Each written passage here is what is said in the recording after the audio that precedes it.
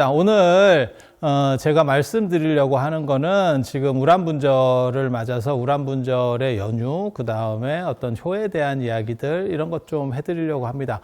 제가 책을 하나 가지고 나왔는데요. 효행의 경전 이렇게 해서 뭐 민족사에서 나온 책인데 이건 뭐 책을 설명하려고 하는 건 아니고 여기에 무슨 경전들이 나오냐면 부모운중경, 목련경, 우란분경 이렇게 해서 거기다 플러스 알파로 지장경. 그래서 제 뒤에 지금 지장보살님이 계시는데 이렇게 해서 효행의 경전 이렇게 묶어서 냈더라고요. 근데 사실 이 네 권이 같이 들어가는 건 아니고요. 지장경은 원래 동아시아에는 세 권씩 경전들을 묶는 이런 것들이 있어요. 그래서 예를 들어서 정토삼부경 이러면 무량수경, 관무량수경, 아미타경 뭐 이런 식으로 그 다음에 지장삼부경 이러면 지장경, 그 다음에 점찰선악업보경, 그 다음에 심륜경, 대방광 심륜경 뭐 이런 식으로 대방광 심륜경은 두 종류가 있어요. 대방광 심륜경, 대방광 대집 심륜경 이렇게 그렇게 해서 세 개씩 묶는 이런 것들은 뭐 많이 있습니다. 그 미륵삼부경도 있고 미륵상생경, 하생경, 미륵성불경 뭐 이런 것도 있고 그 다음에 호국삼부경 이렇게 해서 금강명경 그 다음에 법화경 그 다음에 인왕반야경 뭐 이렇게 먹는 경우도 있고 뭐 불조삼경 뭐 이렇게 하는 경우도 있고 많이 있는데 어떻게 보면 부모운중경, 목련경, 우란분경 이렇게 하면 효행의 삼경이라고 말할 수 있는 그래서 목건년 존재하고 관련된 그러한 효를 나타내는 거고요. 이 지장경은 사실은 거기에 들어가는 건 아닙니다. 마치 이게 내가 책을 설명하는 것 같은데 책을 얘기하는 건 아니고요. 이게 뒷광고 아닙니다. 나 이거 내 돈 주고 산 진짜 내 돈 내산의 책이에요. 이거 민족사 사장님 이거 들어보세요. 이거 내가 샀다니까. 그런데 이렇게 경전들을 묶어가는 부분들이 있어요. 그렇게 해서 이제 불교의 효라고 하는 게 어떤 분들은 그렇게 얘기해요. 효의 강조라고 하는 것은 동아시아의 전통 문화지. 인도 쪽에는 좀 상대적으로 약하다. 그 말도 맞아요. 동아시아에서 은나라 때, 반경이라고 하는 19대 황제였었던, 그 당시는 제라고 했습니다. 황제라고 안 하고, 황제는 진시황 때부터 얘기하긴 하는 거기 때문에, 그래서 그냥 제라고. 그래서 하늘에는 상제가 있고, 옥황상제 같이, 옥황상제는 송나라 때 나오는 명호고요. 그냥 상제예요. 그 다음에 땅에는 상제의 지상 대리권을 위임받은 하제가 있다. 그래서 그냥 제라고 부르는 거예요. 제라고. 그래서 19대 반경이라고 하는 제가 지금 우리가 생각하는 것 같은 조상 숭배 방식을 만듭니다. 그전에는 동아시아도 하느님을 믿었어요. 그래서 그 하느님의 이름이 제도 있고 상제가 있고 그 다음에 하늘 천자에서 그게 이제 하느님이라는 의미거든요. 그래서 그렇게 하느님을 믿고 있다가 그거 말고 조상을 믿는 게 맞겠다라고 해서 그거를 그래서 신앙 어떻게 보면 종교의 혁명을 일으킵니다. 그리고 그 뒤부터 동아시아는 두 가지 이제 조상 숭배라고 하는 아주 큰 특징 그걸 이제 매니즘이라고 하거든요. 정령 숭배. 그 다음에 토테미즘, 애니미즘, 매니즘 이걸 이제 조상숭배는 매니즘이라고 합니다. 사람숭배, 사람숭배. 그래서 죽고 나면 우리는 다 신이 되죠. 귀신이 되는 경우도 있고 실제로 중국에는 진짜 신이 되는 경우들도 많이 있죠. 그래서 우리나라의 이 지장보살님을 중국 사람들은 우리나라 김지장 스님을 얘기하기도 하거든요. 그런 경우에는 보살이 되는 경우도 있고 그 다음에 일본에도 지금도 죽어서 신이 되는 경우들도 많이 있습니다. 그리고 우리나라에도 있고요. 뭐 단군이라든지 단종이라든지 안 그러면 뭐 최영 장군이 뭐 죽어서 이렇게 뭐 신이 돼서 뭐 무속의 그 무당들이 이렇게 신내림을 받는 대상이 된다더라. 뭐 이런 구조도 있고요. 그래서 일본에는 그게 이제 불교랑 섞여서 해탈한다라는 개념도 있어요. 그래서 성부를 받았다, 해탈한다. 사람이 모든 것을 벗어나고 그 다음에 그 다음 단계에서 높은 단계로 올라간다. 뭐 이렇게 얘기하는 경우들도 있습니다. 그래서 전통적인 하느님을 모시는 신관과 조상숭배가 섞여 있는 그런 구조라고 보시면 돼요. 그래서 절을 할 때도 제가 늘상 말씀드리지만 절을 할 때도 상대가 세면 센 만큼 숫자가 증가합니다. 그래서 산 사람보다는 죽은 사람이 세기 때문에 산 사람한테는 한 번 절하고 죽은 사람한테는 두 번 절하고 그 다음에 그런 죽은 사람보다 더 센 거는 임금이나 부처님이기 때문에 그런 분들한테는 3번 절하고, 그리고 임금 죽은 귀신한테는 4번 절하고, 그래서 종묘에서는 4배를 하고, 이렇게. 그리고 제가 기본적인 거 말씀드리는데, 이게 이제 가일법이라 그래서 플러스 1 이렇게 늘어나는 건데, 짝수는 죽은 사람에 대한 절법이고요. 그 다음에 홀수는 산 사람한테 절을 하는 겁니다. 그래서 이렇게 절에서 자꾸 재지내고, 그 다음에 뭐 이렇게 백중, 지금 우란분제 얘기를 하고 있는데, 이런 때도 보면 절을 몇 번 해야 됩니까? 이렇게 자꾸 물어보시는 분도 있고, 스님들도 돌아가신 분한테 뭐 3번을 하는 경우도 있어요. 그건 전혀 상식적으로 맞지 않는 행동입니다. 룰이 다 정해져 있어요. 예의라고 하는 것은 더 하려고 할 수 있는 게 아니고 딱 그만큼만 하도록 정해져 있어요. 그래서 죽은 사람한테는 짝수, 산 사람한테는 홀수입니다. 그래서 영단에는 3번 하는, 그게 아무리 큰 스님이라도 사실은 3번 하는 건 아닙니다. 이거 내가 이렇게 얘기했다가 욕먹을 수도 있는데 사실은 그거는 아니에요. 아닌 건 아니에요. 그래서 산 사람은 홀수절이고 죽은 사람은 짝수절이라 하더라. 그 정도 기억을 하시고, 그 다음에 우란분절과 관련해서는 요 세 개의 경전, 부모운중경, 목련경, 우란분경에 자세히 나타나는 게 있습니다. 그리고 이거를 중국이 이렇게 조상숭배가 강하니까 사실 그게 조상숭배만 있는 게 아니고 플러스 하나가 뭐냐면 적장자 상속제라는 게 그때 같이 만들어져요. 그러니까 조상을 모시는 거고, 적장자는 뭐냐면 적자, 그러니까 적자 서자 할 때 그 적자여야 되고, 그 다음에 여기서 적자라고 하는 건 2가지 의미가 있어요. 본부인의 자식이라고 하는 의미가 있고, 그 다음에 장남이라고 하는 의미가 있습니다. 그런데 나중에는 그걸 이제 분리시켜 가지고 적자여야 되고, 적자 혈통이어야 되고, 장남이어야 된다라고 해서 적장자 상속제. 그러니까 동아시아는 그렇게, 우리 동아시아라기보다도 중국은 그게 굉장히 일찍부터 정착이 되고, 우리는 고려 때까지는 사실은 그렇게 정착이 안 됐었어요. 근데 조선이 들어서면서 그렇게 정착이 되는 거죠. 그러니까 광해군 같은 경우는 아시다시피 임진왜란을 극복하는 과정에서 많은 공로가 있었지만, 그럼에도 불구하고 제가 왕이 될 수 있느냐라고 말하는 게 이제 그 양반은 서자 출신이죠. 그러니까 본부인 출신이 아닌 거죠. 그렇게 나오면 그래서 그런 차등이 있는 거죠. 그래서 적자가 훨씬 늦게, 그러니까는 본부인이 죽고, 그렇지만 다른 여자의 자식이 있는 거예요. 그래도 나중에 본부인을 새로 맞이해서 거기서 어린 자식이 나오면 그게 적자가 됩니다. 그래서 적자여야 되고 장자만이 상속권을 가진다라고 하는 문화하고, 그 다음에 또 한 가지가 뭐냐면 조상숭배. 그 2가지 체계가 사실은 그 반경이라고 하는 사람의 어떤 종교관하고 관련돼서 만들어지는 거예요. 그리고 그게 동아시아를 지금은 대표하는 문화 중에 하나로 지금까지는 자리매김을 하고 있죠. 앞으로는 어떻게 될지 모르겠습니다. 왜냐하면 적자, 장자 뭐 이런 개념이 지금은 없으니까요. 왜냐하면 그냥 외아들인데 무슨 놈의 적자가 있고 장자가 있고 뭐 하겠어요. 장자 겸 막내죠. 동시에 그냥 그렇게 가는 거죠. 그리고 서자는 지금은 없잖아요. 뭐 첩을 들이는 시절은 아니니까. 그래서 이런 문화들이 이렇게 바뀌어간다라는 정도 생각을 하시면 되고, 불교의 효라고 하는 게 있는데, 이거를 사람들이 자꾸 뭐 부모운중경이나 목련경이나 우란분경이나 이런 것과 관련해서 얘기할 때 뭔 얘기를 하냐면, 중국에서 이게 만들어진 거 아니냐라는 얘기를 하는데, 절대 그렇지는 않습니다. 제가 장담하는데, 제가 계속 그 얘기를 하는데도 사람들이 말귀를 잘 못 알아듣거든요. 중국에서 손을 댔을 수는 있어요. 하지만 이것은 중국효의 방식이 아닙니다. 그러니까 중국효하고 인도효하고 차이가 있어요. 그러니까 중국효는 철저하게 남성 중심이에요. 그러니까 아버지 중심이에요. 그게 사자소학이나 이런 데서 나오는 아버지가 날 낳으시고 어머니가 날 기르셨다라고 하는 거예요. 그러니까 아버지가 낳는 게 아니고 사실은 어머니가 낳고 어머니가 기르는 거죠. 아니면 아버지가 부양하는데 도움을 줬거나 이렇게 되는 건데, 아버지가 날 낳았다라고 하는 게 뭐냐면 북의 시족제라고 하는 걸 가리키는 거예요. 혈통 중심이에요. 그러니까 누구 성을 따르냐를 의미하는 거예요. 그러니까 아버지의 성을 따르기 때문에 아버지가 날 낳았다라는 표현을 쓰는 거거든요. 그렇게 해서 철저하게 남성 중심이에요. 그러다 보니까 여자는, 그러니까 부인은 언제든지 바꿀 수 있는 존재. 그거는 뭐 왕도 그렇잖아요. 우리가 장희빈 뭐 이런 거 생각해 보시면 되잖아요. 거기 뭐 인현왕후 했다가 장희빈 했다가 또 인현왕후를 했다가 그냥 마누라를 옷 바꿔 입듯이 바꾸는 거고, 아들은 그렇게 바뀌는 엄마를 어머니라고 부르는 거예요. 굉장히 재밌는 문화입니다. 굉장히 재밌는 문화입니다. 그래서 부계혈통제를 강조하다 보니까 그걸 부계시족제라고 하거든요. 그래서 철저히 남성 중심이에요. 그래서 삼강오륜에도 보면 부자유친이에요. 아버지와 자식의 관계는 나와도 엄마의 관계는 나오지 않습니다. 그런데 사실 살다 보면 어머니가 훨씬 더 희생을 많이 하고 그 다음에 자식을 위해서 애쓰는 게 사실은 어머니죠. 근데 특이하게도 인도 같은 경우는 모계 풍습이 예전 얘기예요.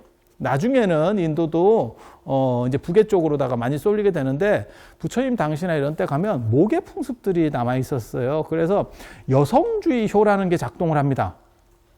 그게 이제 대표적인 게 지금 이 지장경에도 나중에 이제 보면 지장경에도 딸이 부모를 어머니를 구한다라고 하는 게 어떻게 보면 스토리예요. 그렇게 그러니까 딸 중심이에요. 그리고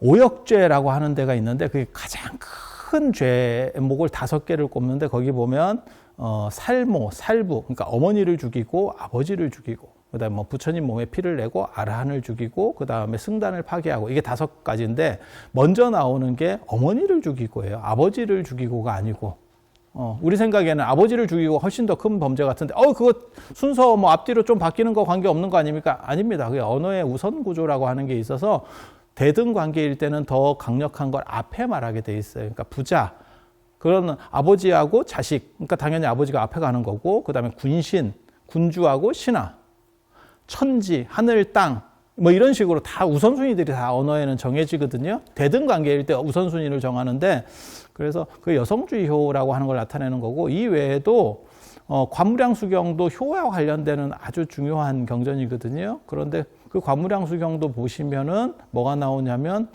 아사세 왕이 빈비사라 왕을 유폐시켜서 왕위를 이렇게 찬탈하는 과정이 나오는데, 그때 어머니인 위제의 부인이 계속해서 장신 남편에게 음식을 갖다 주는 거죠.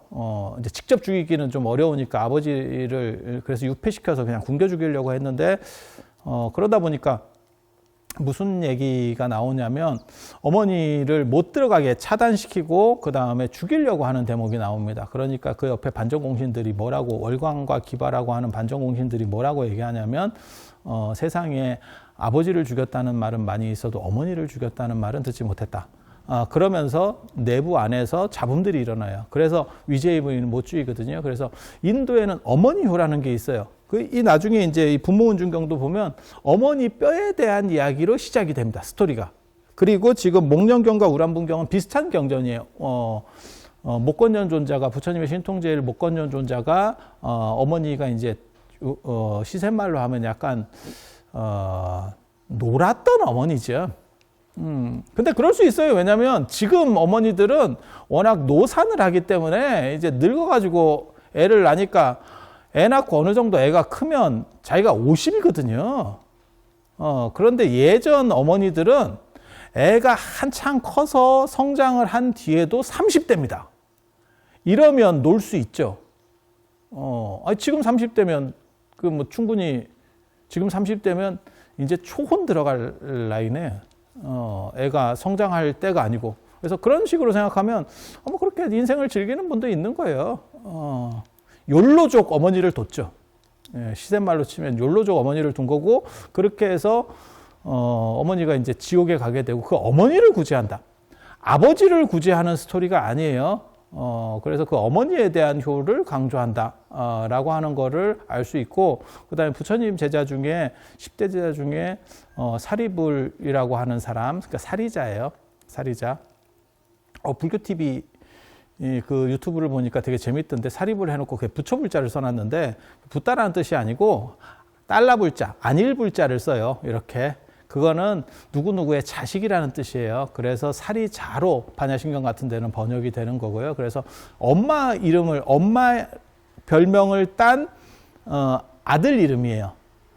그래서 사리자라고 하는 거는 사리라는 여성의 아들이라는 뜻이거든요. 그게 이제 부르나도 나옵니다. 그래 부르나 니다라니자 그것도 다 모계 계통인 거예요. 그래서 인도에는 당시에 그러니까 사리자의 사리라고 하는 사리가 엄마 이름입니다. 사리불의 엄마. 사리의 아들. 우리식으로 말하면 뭐 안성댁 아들 뭐 이런 식으로 표현이 붙는 거니까 아버지를 따는 게 아니에요. 엄마를 따는 거예요. 그래서 이런 모계효라고 하는 거는 인도의 특징입니다. 최근에 미국의 그레고리 쇼펜이라고 아주 유명한 불교학자가 있는데 그분도 인도의 효에 대한 글을 썼더라고요. 그래서 인도에도 그런 효 문화가 있습니다. 그리고 그게 이제 중국으로 넘어오는 거고, 중국 같은 경우는 사실은 부계효를 강조하는 문화에서는 이 모계효 얘기를 꺼낼 수가 없어요. 그러니까 지금은 어머니나 아버지나 뭐 어머니한테 해드리면 아버지한테도, 아니 아버지한테 해드리면 어머니한테도 해드리는 거 아닙니까? 그건 네 생각이고. 그러니까 무슨 생각을 하시면 되냐면, 지금은 결혼하면 시댁에 했으면 처갓집에도 해야지. 그래서 뭐 예를 들면 뭐 설에 시댁에 먼저 갔어. 그러면 추석에는 뭐 처갓집에 먼저 가고 뭐 이런 식으로 막 교대하는 문화들이 있거든요. 그거는 사실 최근 들어서잖아요. 그러니까 연세 드신 분들 입장에서 보면 한 뭐 70, 80 되신 어른들 입장 보면 뭐가 있었냐면 화장실하고 처가는 멀수록 좋다 라고 하는 개념이 있어서 어떻게 보면 처가에 단 한 번도 안 가는 경우들도 있어요. 그러니까 며느리 입장에서는 시댁일을 해야 되니까 그런 명절 때 처가를 못 가는 거죠. 그러니까 자기 집에는 못 가는 거죠. 자기 집에는. 그래서 그런 문화들이 가능한 상황에서 최근 들어서 그게 바뀌었잖아요. 그런 식 마찬가지예요. 그러니까 조선시대까지만 하더라도 아니면 불교가 들어오기 전에는 모계효라는 개념 자체가 마음은 안쓰러운데 그렇게 정립하는 문화 자체가 없습니다. 이거는 안에서 추동해서 발생할 수 있는 게 아니고 외부적 충격으로만 들어올 수 있는 문화예요. 그러니까 그 안에 계속 보고 있던 사람 입장에서는 전혀 생각할 수 없는 문화 구조가 존재한다 라고 생각을 하시면 돼요. 그래서 그걸 외부적 충격이라고 하는 거고, 저 같은 경우는 이렇게 모계효와 관련된 어떤 큐자료가 있었을 거다. 그러니까 원시 자료가 있었을 거다. 그게 문화권을 넘어서 중국 문화에 충격을 준 거고, 그러니까 중국식으로 약간 변형은 됐겠죠. 리모델링 되는 거지. 그러니까 뭐가 똑같은 거면 햄버거 생각하시면 돼요. 햄버거라고 하는 거는 완전히 어떻게 보면 미국 문화고, 더 옛날로 치면 그 유목 문화예요. 그 원래 원조는 몽고거든요, 햄버거가. 그래서 그런 식 문화 구조 패턴들이 있었던 것이 어디까지 오는 거냐면, 지금 보시면 우리나라에 들어와서 햄버거들이 막 바뀌기 시작하죠. 그러면서 불고기 버거도 있고 김치버거도 있고 이런 식으로 나오게 되는 거고, 그거를 롯데리아만 그런 식으로 만드느냐? 아니, 불고기 버거를 맥도날드에도 있는 거죠. 그러니까 우리식으로 변형된 거죠. 피자도 마찬가지인 거고. 그래서 그런 식으로 변형됐을 뿐이지 그 원자료, 그걸 큐자료라고 하거든요. 그 큐자료는 인도 거다 라고 생각을 할 수 있어요. 그래서 사람들이 이거 다 중국에서 뭐 변형되고 뭐 만들어지고 뭐 이런 거 아닙니까? 그건 네 생각이고, 그거는 문화 구조를 이해하지 못하는 사람들이 쓸데없는 생각을 하는 겁니다. 중국 사람들은 이렇게까지 창의적이잖아요. 누가 만약에 전혀 외부적 충격이 없이 아버지 효만 강조하는 문화에서 어머니 효를 생각해낸다는 건, 그거는 스티브 잡스급의 창의력이 없으면 거의 불가능한 일입니다. 그게 쉬워 보이는데 조금만 생각하면 그거 쉬운 거 아닙니까? 그게 원근법하고 똑같은 거예요. 동아시아는 원근법 자체가 없어서, 지금은 미술 처음에 초등학교 들어가기도 전부터 원근법을 배워. 근데 우리의 김홍도나 신윤복 같은 그런 뭐 장승업이나 이런 대단한 사람들도 원근법을 몰랐거든요. 왜? 사고방식의 변화가 안 되는 거예요. 이 방식하고 저 방식은 완전히 다르기 때문에 그렇게 생각할 수 있는 여지가 거의 존재하지 않습니다. 그래서 그런 정도를 생각해 보면 이거는 인도에서 온 문화가 맞을 겁니다. 거기에 그리고 큐자료가 분명히 존재했다라고 보시면 돼요. 그래서 부모웅준경하고 사실 우람분경, 목련경은 약간 달라요. 부모웅준경 같은 경우는 어머니 은혜죠. 어머니 은혜를 기리는 경전이고, 부처님께서 뭐 스토리를 보면 그렇잖아요. 길을 가시다가 이렇게 흰 백골이 이렇게 뒹구는 걸 보고 그 뼈에다가 절을 하면서 이게 전생에 내 부모였을 수도 있어 라고 하면서 이제 스토리가 시작되는 거고, 그 다음에 어머니 뼈라고 하는 거는, 여성의 뼈는 좀 더 검맣고 가볍다. 그리고 남자 뼈는 좀 더 희고, 그 다음에 이제 희고 무겁다. 뭐 이렇게 얘기를 하는 거죠. 그래서 왜 여성 뼈가 더 가볍고 검습니까? 이제 이런 얘기를 하는 거죠. 그랬더니 여성은 이제 임신해서 애를 낳을 때 거기에 이제 영양분을 쪽쪽 빨려서 한마디로 빨리다 보니까 골다공증도 심해지고, 그건 맞는 것 같아요. 남성보다 여성이 골다공증 비율이 좀 더 심한 걸로 봐서 지금도 그런 것 같아요. 그래서 뭐 안에서 하나를 맹글었는데 뭐 그렇게 에너지가 들지 않을까 싶어요. 그래서 그런 얘기들을 하죠. 그래서 어머니에 대해서 강조하는 이야기들을 계속하고, 어머니가 끝까지 자식을 위해서 희생하고 양보하는 이야기들을 하죠. 그걸 다생부모 10종 대은이라고 합니다. 그거 종성할 때 우리가 하는데, 아침 종성할 때 다생부모 10종 대은, 그래서 부모가 맨 마지막에 보면 구경연민은 끝까지 자식이 커도 잊지 않는, 그리고 뭐 회건 취수분, 그 다음에 임산수고운, 뭐 임신해서 애 낳고 나서도 힘들어도 애 얼굴을 보면 그 힘든 거를 잃어버리고, 그 다음에 애를 키울 때는 자기는 진 자리에 앉고 애는 마른 자리에 놔주고 뭐 이런 거. 그리고 이거를 가지고 노래로 만든 게 양주동 박사가 만든 부모의 어머니 은혜라고 하는 거예요. 그게 지금 어머니 은혜의 그 노래, 진자리 마른 자리 가라니시고 뭐 이렇게 해서 쭉 나오는, 지금은 그게 어버이 은혜로 바뀌었습니다. 그게 그래서 원래는 어머니 은혜였었고, 그게 철저하게 이 부모 은중경을 스토리로 하는 거예요. 그리고 그렇게 했는데 어버이날이 만들어지면서 왜 아버지를, 이게 젠더 갈등의 시작이네. 그러고 보니까 그때 왜 아버지 쪽은 없느냐 이랬더니 내용은 한 개도 안 바꿔주고 이름만 어머니 은혜에서 부모님 은혜로 바꿨다는. 그래서 그 부모님 은혜를 이렇게 노래를 듣고 있으면 다 엄마 얘기밖에 없어요. 아버지는 그냥 곁다리지. 그거야말로 참 여성가족부에 뭔가 건의를 해서 새로 만들어야겠는데. 근데 그 원형이 이 부모 은중경의 부모의 근데 왜 여기는 부모 은중경이래? 그러고 보니까 어머니 은중경인데, 은혜가 중하다는 뜻이거든요. 부모의 은혜가 중한 경전 이런 뜻인데 부가 안 나옵니다. 얘기 스토리에. 그래서 여기도 그렇게 차별을 하는데, 이게 어떻게 보면 젠더 갈등의 효시네. 동아시아 젠더 갈등 문제의 효시를 끊는 게 부모 은중경인갑다. 그래서 여기는 철저하게 여성주의로 되어 있다라고 생각을 하시면 돼요. 그리고 목련경, 우란분경이 있는데, 우란분경은 이제 우란분제랑 관련되는 거고, 둘 다 똑같은 경전인데 이본이라고 생각하시면 됩니다. 그러니까 두 종류 같은 건데 약간 다른 방식으로 전래되면서 스토리가 바뀌는 거예요. 그러니까 인도에는 이런 이본이라든지 이런 불교 경전과 관련해서 이본이나 이역 이런 게 굉장히 많습니다. 그럴 수밖에 없는 게 이 사람들이 상당 부분을 암송하는 문화들이 있어서 그래요. 암송과 그 다음에 이걸 베꼈어요. 제가 그 부분에 대해서 극혐하는데 자꾸 어떤 분들은 그런 거야말로 진짜 대단한 거 아니냐. 그건 네 생각이고, 그렇게 말을 옮기다 보면 계속 바뀌어요. 그리고 이게 옮겨 적거든요. 걔네가 이제 나중에 문자와 경전을 문자로 쓴 뒤에도 걔네가 옮겨 적습니다. 옮겨 적으면 여러분도 한번 옮겨 적어보세요. 똑같이 그리 갈 수 있나? 절대 그렇게 안 갑니다. 왜? 오탈자가 나오기 시작하거든요. 옮겨 적다 보면. 그래서 목판으로 인쇄한다라고 하는 그 중국의 이런 문화 같은 경우는 굉장합니다. 그래서 똑같은 경전 내용이 나오더라도 판본이라든가 이런 게 나오면 중국 거는 신뢰하고 인도 거나 이런 거는 신뢰를 못 합니다.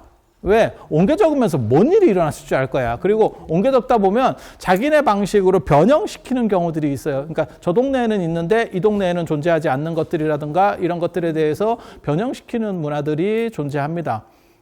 그런 거는 뭐 생각하시면 되냐면, 저 동네에는 동남아나 이런 데는 망고가 있는데 지금은 뭐 동아시아에는 망고가 없어. 그러면 이름들을 바꿔서 사용하고 그거를 뭐 원어로 쓸 거냐, 안 그러면 음사해서 쓸 거냐, 안 그러면 비슷한 다른 걸로 대체할 거냐, 뭐 이런 얘기들이 계속 나오는 거예요. 그리고 그거를 과감하게 경전이라고 하는 건 내용을 전달하는 게 중요한 거지 그 원음을 살리는 게 중요하지 않아라고 생각하는 사람이 있으면 경전을 뜯어 고쳐버리죠. 그리고 그게 수백 년 동안 내려오면 나중에는 어떤 게 고쳐진 거고 어떤 게 원형인지 알 수 없습니다. 그래서 인도에서 저렇게 옮겨 적는 문화나 암송해서 뭐 다른 사람에게 전달해 줬다라고 하는 문화는 사실은 굉장히 덜 떨어지는 문화예요. 그것 때문에 불교가 혼란스러워지는 거고, 장점은 있죠. 다양한 문화 코드들을 막 융섭해드려서 지금같이 경전이 많아질 수 있는 이유 중에 하나가 사실은 그거예요. 그리고 누가 위조를 해도 누가 위조를 했는지 어디에 섞어 넣었는지를 구분할 수가 없어요. 그런 그지 같은 문화 속에서는 구분할 수가 없어. 그러니까 판본이 뚜렷하게 있어서 목판으로 찍었든 뭐 활판으로 찍었든 찍어 놓으면 누가 나중에 손을 댔는지를 정확하게 구분하죠. 그래서 그게 굉장히 좋은 거예요라고 말하는 사람들은 공부에 기초가 안 된 사람들입니다, 사실은. 근데 지금도 저 동남아시아에서는 그걸 외우고 있으니 참 깝깝하죠. 저게 문명에 대한 도전인가 싶기도 하고, 인터넷으로 검색만 하면 다 나오는 시절에 그걸 저렇게 미친 듯이 외우면서 시간을 낭비하고 있으니 참 깝깝하죠. 그래서 우람분교가 목련경은 사실은 원소스에서 더 근원적으로 올라가면 원소스에서 갈라진 두 가지 패턴이라고 보시면 돼요. 그래서 우람분경은 내용은 거의 비슷합니다. 내용은 비슷해요. 이제 어머니가 목련존자의 어머니가 청제부인이라고, 아까도 제가 말씀드렸지만 이게 욜로족이에요.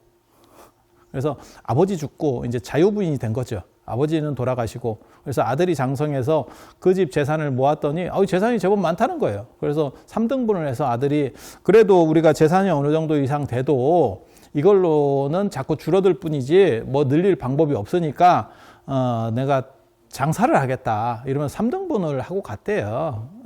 거기서 목련존자의 이름으로 나오는 거는 나복입니다. 나복 뭘 의미하는지 저도 잘 모르겠는데 희한한 코드가 있어요. 이게 지금 굉장히 재밌는 거예요. 그런 이름들을 나중에 밝혀낼 수 있으면 이게 어떤 소스로 해서 이렇게 나왔다라는 걸 뽑아낼 수 있을 거예요. 근데 원래 목련존자는 목건년이라고 하는 거, 목건년을 줄여서 목련이라고 하는데 그건 종족 이름입니다. 그리고 인도에는 가섭 종족, 목건년 종족은 굉장히 큰 종족이에요. 그러니까 우리식으로 말하면 이건 성씨도 아니고 동이족 이런 개념이에요. 그래서 한 사람을 지칭하는 개념이 아닙니다. 우리 민족을 동이족이라고 하거든요. 강원도 지금 제가 여기가 지금 월정사 수강전에 와 있는데 여기는 예맥족, 강원도 이 명주 쪽은 원래 예맥족인 거고, 그래서 종족들이 다른 거죠. 그 종족 이름인데, 그래서 목건년의 이름은 구리다. 이름 참 진짜 구리다. 그러니까 사람이 올바르게 안 되는가 봐. 이름을 왜 구리다라고 쳤지? 인도 발음으로 얘기하면 저 남방 발음으로 하면 콜리타예요, 콜리타. 그리고 우리 발음으로 하면 구리다. 한문 음사로 해서 구리다 이렇게 하는데, 근데 나복이라는 이름이 나옵니다. 그건 굉장히 재밌는 뭔가 어떤 전승 구조에서 나타나는 특수성이 있었던 것 같아요. 그래서 출가하기 전 얘기예요. 그래서 내가 3분의 1을 가지고 장사를 하러 갈 테니까 3분의 1은 어머니가 생활비로 쓰시고 3분의 1은 좋은 일을 해서 이제 선행을 베풀어 주세요. 이렇게 3등분을 했대. 3등분을 하고 갔대요. 그렇게 해서 그 3등분 한 걸 가지고 아들이 잘 나가서 이제 장사를 해서 나중에 대박이 납니다. 정확하게 말하면 대박이 나. 그리고 어머니는 그 이제 좋은 일을 해서 쓰라고 한 돈까지 당신이 이제 먹고 마시고 즐기고 씻고 뜯고 맛보고 이렇게 인사돌 같이 사신 거죠. 편하게 살았어요. 편하게 살았어요. 그래서 아들이 이렇게 딱 돌아올 때가 되니까 또 이제 굉장히 성실하게 한 것처럼 또 싹 꾸며가지고 딱 꾸며서 아들은 또 거기에 낚입니다. 그래서 약간 꺼림칙하기는 했지만 설마 어머니가 거짓말을 하겠어? 라고 생각을 한 거죠. 그러다가 이제 어머니가 이제 나가면 장사하러 가면 이제 자기 편한 대로 살고 아들이 오면 조금 이제 보여주기 식으로 하고 뭐 이렇게 하셨던 것 같아요. 굉장히 멋있게 산 사람이에요. 저는 이 청제부인이라고 하는 목건년 어머니를 제가 굉장히 이렇게 멋있다고 생각을 합니다. 이렇게 하고 싶은 걸 하면서 사는 게 얼마나 좋아요? 자기 평생 하기 싫은 일만 하고 남 뒤치다거리만 하다가 원기돼서 죽는 것보다 이렇게 죽으면 뒤 돌아볼 일은 없지. 뭐 억울할 것도 없고 자기 하고 싶은 짓 다 했는데 뭐. 그렇게 하고 어머니가 돌아가시고 난 뒤에 아버지는 벌써 돌아가셨으니까 그리고 나서 이제 목건년이 출가를 하고 출가를 하고 그 출가하는 스토리도 뭐 재밌습니다. 중림정사에서 사리부리 인도에서 목건년이 사리불 친구니까 그렇게 해서 이제 가서 목건년은 일주일 만에 깨닫고 사리불은 15일 만에 깨닫고 뭐 이런 이야기들이 나옵니다. 뭐 그건 그렇다 치고 그렇게 해서 나중에 다 깨닫고 나서 부모님을 생각이 갑자기 들었대요. 사람이 뭐 살다 보면 뜬금없이 부모님 생각이 들 때가 있으니까 그걸 생각을 했는데 아버지는 천상에 태어났는데 어머니는 목건년이 신통제일이니까 신통을 딱 해가지고 이렇게 천상을 살펴도 어머니가 없대. 어머니 실종. 그렇게 해서 우리 어머니가 어디 가셨지? 이래가지고 막 5만 대를 찾았다는 거예요. 찾을 수가 없어. 그래서 부처님한테 상담을 하니까 부처님이 너네 어머니 땅 속에 있다. 너네 어머니 땅 속에 있다. 그쪽 방향이 아니다. 밑에 찾아야 된다. 밑에. 그 밑에를 찾는데 그게 아비지옥으로 갔대요. 이게 아비지옥이 무간지옥이라고 지옥 중에서 18개의 지옥이 있는데 18개의 지옥에다가 플러스 그게 각각에 4개씩이 있기 때문에 144개의 지옥이 있는데 각 방명에 4개씩 있어요. 그래서 144개의 지옥이 있는데 그 중에서 제일 상태가 안 좋고 맨 밑에 있는 게 아비지옥입니다. 그래서 아비지옥에는 쉬는 시간이 없고 그 다음에 어떤 사람이 들어가도 등치가 엄청나게 커진대. 그렇게 커져서 고통을 더 준다는 거예요. 그러니까 금으로 얘기하면 한돈인데 막 이렇게 늘려가지고 거기를 다다다다 고통을 주는 거예요. 그리고 중간에 가명이 없어요. 모든 지옥에는 가명이 있는데 가명이 없다는 거예요. 그래서 무조건 여기는 가석방 없이 7 동안 7 동안 그냥 막 쉘이 가는 걸로. 근데 되게 재밌는 게 가석방 없는 게 미국 법원이나 이런 데 있어요. 그러니까는 형을 때리고 가석방 없는 걸로 이렇게 때리는 것들이 있어요. 그 재밌더라고요. 그리고 지옥에도 쉬는 때가 있습니다. 근데 무간지옥은 쉬는 때가 없어. 그러니까 고통을 받을 때 쉬는 시간이 없어. 그래서 이제 그런 거를 가지고 이제 오무간지옥이라고 하는데 5개의 특징이 있다. 이렇게 지옥에. 무간지옥에는 5가지의 특징이 있다. 하고 해서 무간지옥이라고 하는데 거기 들어가 있대요. 그렇게 해서 면회도 안 돼요. 일반 지옥은 목건년의 신통을 가지고 이렇게 면회를 하는데 이건 면회도 안 된다는 거예요. 그래서 참 깝깝하지요. 그래서 부처님한테 이거 어떻게 하면 되겠습니까? 라고 해서 이제 구원을 하는 그 이제 옥령경에 보면 되게 재밌는 얘기가 나와요. 이제 우란분경에는 그렇게 구체적이지는 않은데 우란분경이 우란이라고 하는 게 우란분이라고 하는 게 뒤집어졌다라고 하는 뜻이에요. 거꾸로 매달려 있다. 도현 거꾸로 매달려 있다라고 하는 뜻이에요. 그래서 지옥에서 고통받는 모습을 나타내는 거고. 그래서 부처님한테 얘기를 하니까 그럼 내가 면회를 가는 방법을 가르쳐 주겠다. 그래서 부처님이 당신 가사를 빌려주고 그 다음에 바루하고 석장. 여기 지장보살님 뒤에 석장이 있잖아요. 저 석장이 원래 지옥문 따는 그런 맞는 키거든요. 그래서 저걸 가지고 가서 네가 다 부처님 당신 거를 주신 거예요. 내 가사를 읽고 그 다음에 내 바루를 들고 그 다음에 내 석장을 가지고 가서 그래서 지옥문을 두드리면 지옥문이 열릴 거다. 그래서 지옥에 갔더니 이게 되게 재밌어. 지옥문이 열렸대. 저 무간지옥에 지옥문이 열렸대. 근데 지옥문이 한 번도 안 열렸다는 거예요. 지옥이 만들어진 뒤로 한 번도 안 열렸었대. 근데 저게 이제 어떻게 열리지? 그래갖고 거기가 지옥이 난리가 납니다. 그 지옥을 관장하는 간수들도 지옥문이 열리는 걸 본 적이 없대. 그래서 어떻게 그러면 죄인들은 어떻게 들어갑니까? 그러면 업력에 의해서 그걸로 빨려 들어가는 거예요. 블랙홀처럼 빨려 들어가는 거예요. 죄를 지은 사람들이. 그렇게 하는데 그 문을 따고 들어가서 이제 어머니를 만나는.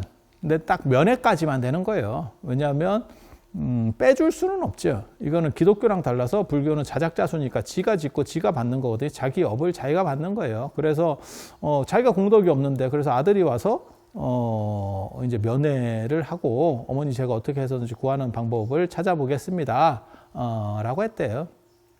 그렇게 해서 부처님한테 상담을 하니까 야 그거 빼는 거는 나도 잘 안 되겠다. 이렇게 하면서 무슨 말씀을 하시냐면 7월 보름에 그때가 안거, 하안거, 그다음에 우한거라고 합니다. 인도에는 3개의 계절이 있어요. 우리는 뭐 봄, 여름, 가을, 겨울 얘기를 하지만 인도는 아열대 기후, 뭐 이런 식의 무더운 아열대 기후죠. 정확하게 말하면. 그래서 여름, 겨울 그리고 중간에 우기가 있습니다. 우기.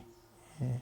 우리도 이제 점점 이제 지구가 온난화되면서 우리나라도 춘추가 거의 없어졌죠. 봄, 가을이 굉장히 짧게 오고, 그 다음에 우기는 길어지고, 우기라고 뭐 말을 쓸 수 있는지 모르겠지만, 아무튼 장마가 길어지고, 그래서 예전에는 장마라는 표현만 썼는데, 요즘 들어서는 여름에 이렇게 보면 우기라는 표현도 우리가 이제 점점점 언론이나 이런 데서 나오는 정도가 됐죠. 그래서 뭐 한 달 동안 비가 찔끔찔끔 요실금처럼 오고 뭐 이렇게 하는 그런 슬픈 일들이 벌어지고 있죠. 그러니까 하늘도 새고 있는 거야. 그 기저귀 채워야 돼. 근데 인도나 이런 데는 그 인도나 동남아시아는 스콜이에요. 그래서 진짜 그 우기 때는 3개월 동안 쫙 비가 옵니다. 샤워기 딱 틀면 딱 하고 그다음에 끝이면 딱 끝이는 것처럼 정확하게 옵니다. 그래서 그런 때는 이제 돌아다니지 말고 집중 수행을 하자 이렇게 건의하신 분이 있어요. 그게 부처님 제세시에 빈비사라 왕이 이렇게 비가 올 때 자꾸 돌아다니면 비가 오면 땅속에 사는 생물들이 다 밖으로 튀 나온다는 거예요. 왜냐하면 숨을 못 쉬니까. 그렇게 해서 뭐 지렁이도 나오고 우리도 이렇게 비 올 때 보면 뭐가 이렇게 많이 기어 나와 있는 걸 볼 수 있는데 그렇게 해서 생물을 죽이기도 용이하고, 그러니까 다니다 보면 생물을 죽일 수도 있고, 그 다음에 비 맞고 이렇게 다니면 뭐 비 맞은 개처럼 좀 이상해지죠. 그러면 위도 떨어지고 이러니까 그렇게 하지 말고 안거에 들어서 우안거에 들어서 집중 수행을 하시면 어떻습니까? 라고 해서 만들어지는 게 안거제도거든요. 그래서 인도는 그 우안거만 있고 이제 동아시아로 넘어와서는 겨울도 춥고 여름도 춥고 여름엔 덥고 그래서 봄방학 여름방학 하듯이 그때를 이제 집중 수행 기간으로 만들어서 하한거 동한거 이렇게 만드는 거거든요. 그래서 7월 보름이 4월 보름에 안거를 들어가면 7월 보름에 해제를 합니다. 그 해제할 때 지금은 이제 수행법들이 좀 잘 안 돼서 그러는데 예전에는 부처님 당시만 하더라도 안거가 끝나면 깨달은 사람들이 되게 많이 나왔어요. 그러니까 3개월 동안 무슨 깨달음을 얻습니까? 이렇게 얘기하는데 그거는 말도 안 되는 얘기고 깨달음이라고 하는 거는 실제로는 생각을 전회하는 거예요. 이렇게 생각을 딱 바꾸는 거거든요. 그런 걸 보고 철학적으로는 뭐라고 얘기하냐면 코페르니쿠스의 전회라고 하고 선종에서는 일전어라고 합니다. 한 말을 가지고 생각을 딱 바꿔버리는 거죠. 관점을 바꾸는 거죠. 코페르니쿠스적 전회라고 하는 건 뭐냐면 우리가 천동설을 믿고 있다가 지동설로 관점이 바뀐 거지 현상이 바뀐 건 아무것도 없는 거죠. 그리고 선에서는 그걸 화두나 이런 걸 통해 가지고 생각을 딱 바꿔주는 거예요. 그 사람의 생각을. 네가 이렇게 생각하고 있지만 실제로는 이렇게 볼 수 있어. 라고 하는 그런 걸 뭐 일전어 라고 합니다. 말로다가 의식을 환기시켜 버리는 거죠. 그래서 그게 그렇게 시간이 많이 걸리는 일들이 아니에요. 지금 뭐 수십 년씩 뭐 이렇게 수행하시는 분들도 있는데 그 정도 해서 안 되면 안 되는 겁니다. 방법이 잘못됐거나 안 그러면 금생에는 자질이 없는 거예요. 그게 제가 늘상 얘기하는 거 있어요. 사법시험 30년 동안 떨어졌어요. 다른 거 알아보세요. 그거는 인연이 없는 겁니다. 그거는 인연이 없는 겁니다. 그래서 다른 직업을 찾아야지. 기술 배워, 기술. 계속 그 노량진에서 고생하지 말고 기술 배워. 그래서 아까도 얘기했잖아요. 목건년이 일주일 만에 깨닫고 사리불이 15일 만에 깨닫고 부처님 당시에 그렇게 깨달아요. 그래서 3개월이면 깨달은 사람이 많이 나옵니다. 그리고 그 굉장한 큰 화두예요. 지혜제일 사리불은 오히려 15일 만에 깨닫고 목건년이 사리불보다 훨씬 격이 떨어지는 제자인데도 불구하고 부처님 제자들 서열을 보면 사리불이 압도적 원탑이고 그 다음에 목건년이 있고 그 밑에 마하가섭이나 이런 사람들은 그거보다도 훨씬 미칩니다. 이렇게. 그런데도 깨달음을 얻는 걸 보면 목건년은 일주일, 사리불은 15일이에요. 따블이 걸린 거거든. 그거는 굉장히 재밌죠. 야, 이게 수행이라고 하고 깨달음이라고 하는 게 단순히 머리나 지혜 문제는 아닌 것 같구나라는 걸 생각할 수 있는 희망이죠. 우리 같은 사람들에게 굉장히 희망을 주는 그런 메시지입니다. 머리 좋은 사람은 하루 만에 깨닫고 그렇지 않은 사람은 뭐 한 달이 걸려요. 이러면 야, 이거 좀 그런 거 아니야? 라고 할 수 있는데 이건 굉장히 재밌어요. 그래서 그 3개월 동안 집중 수행 기간이 끝나고 나면 그러면 이제 깨달은 사람이 많이 나온다는 거예요. 그 마일리지를 그 공덕을 가지고 어머니를 이렇게 천도를 시키면 네가 어머니를 아비지옥에서 무간지옥에서 끄집어낼 수가 있다. 환생시킬 수 있다. 라고 얘기를 합니다. 그래서 목건년이 당신 사비를 털어서 이런 얘기하면 초기불교의 부처님 당시에 스님들이 재산이 어디 있다고 그렇게 대중공양을 올립니까? 라고 하는데 다 있었습니다. 그 시절에도. 율장을 보면 그걸 다 보관하는 방법들이 있습니다. 자기가 직접 가지진 않지만 정인이라고 해서 어떻게 보면 자기의 독실한 신도에게 돈을 맡겨놔요. 돈을 맡겨놔요. 그러니까 내가 가지고 있지는 않아. 하지만 맡겨놔. 더 웃기는 거는 그렇게 맡겨놨다가 그 신도가 뛰어서 튀는 수도 있습니다. 그러면 그걸 반환 청구하고 어쩌고저쩌고 하는 그런 스토리들도 율장에 나와요. 그러니까 명의신탁 해놨다가 날리는 경우죠. 그 뭐 재벌들한테만 있는 건 아니고 옛날에도 있었던 거예요. 그렇게 해서 목건년이 이렇게 7월 보름날 그러니까는 하한거 해제날 자자할 때 크게 이제 스님들에게 이렇게 보시를 하고 공덕을 그 공덕으로 어머니를 올려드리는 거죠. 자기가 짓지만 그 당사자로서 어머니를 올려드리는 거예요. 그렇게 해서 이제 천도를 시킨다라고 하는 대목이 나옵니다. 그래서 그걸 기려서 백중 때 지금도 돌아가신 분을 천도시키는 문화가 있는 거고요. 그러면 바로 됐느냐? 그렇지 않아요. 이게 한 방에 안 됐습니다. 이 어머니가 너무 재미있는 인생을 사셔서 롤러코스터 같은 아주 재미있는 인생을 사셔가지고 한 방에 안 된다는 거예요. 그래서 이제 우람분경에는 그 중간 단계로 아귀가 나옵니다. 아귀로 한번 변신했다가 이제 해탈이 돼요. 그러니까 천상으로 올라가는 그런 식으로 나옵니다. 그래서 아귀가 나오는데 그 아귀가 종류가 또 여러 가지가 있거든요. 근데 우람분경이나 목련경에는 그 중에서 침구기라고 하는 아귀가 배고픈 귀신이에요. 그리고 그 명칭을 차용한 게 지금 물고기 중에서 아구탕 할 때 아구가 아귀입니다. 그래서 그냥 아무거나 막 다 주워 먹는다 그래서 그러면 아귀인데 그 아귀 중에서 침구기는 배가 남산만 하고 목은 바늘구멍만 하고 아귀가 종류가 많아요. 그리고 그게 땅 위에 사는 놈도 있고 땅 밑에 사는 놈도 있고 그 종류들이 여러 가지 있는데 그 중에 하나가 침구기예요. 근데 그 침구기로 태어났대요. 그래서 이제 아귀 세계 지옥에서 그러니까 한 단계 높아진 거죠. 높아진 거죠. 그래서 아귀 세계에 태어나니까 이제 목건년이 직접 이제 만나러 갈 수가 있는 상황이 됐죠. 그렇게 해서 음식을 이렇게 바루에다가 주니까 그 어머니가 또 탐심이 있어가지고 내 사식인데 옆에 놈들이 다른 아기들이 막 뺏어 먹으려고 그랬대. 그랬더니 나한테 들어온 사식인데 이것들이 이러면서 뭐 이렇게 다 물리쳤다는 거예요. 그러니까 그 음식이 불로 변하더라라고 하는 아주 재밌는 얘기가 있습니다. 그게 이제 탐심에 의해서 음식이 충분히 있어도 근데 그 얘기가 있거든요. 일수사견이라고 아주 유명한 얘기가 있습니다. 물을 보는 4가지 방법. 그러니까 자기 깜냥으로 4종류의 존재가 물을 볼 수 있대. 그게 뭐냐면 인간이 물을 보면 물로 보이는데 물고기는 물을 보면 집으로 보인대. 몰라. 뭐 그렇다는 거예요. 물속에 사니까 그냥 그렇게 얘기하는 거예요. 그리고 천상에 있는 신들이 물을 이렇게 땅에 있는 물을 이렇게 보면 거울같이 보인대. 잔잔한 호수 뭐 이렇게 생각을 하는가 봐요.